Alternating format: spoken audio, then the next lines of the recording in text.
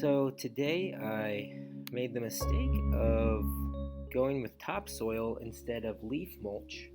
So I got a whole bunch of topsoil, but unfortunately it has doubled in price. And as you can see there, I am using a board to flatten a lot of that common vetch and other weeds. It's helping mat it down so I can put down all of the newspapers that I'm using, because I also ran out of cardboard. But newspaper does the trick as well. So yeah, getting those little bags down onto the newspaper and the cardboard. This is day 2, little by little, trying to get this bottom layer down for my no-till, no-dig gardening bed.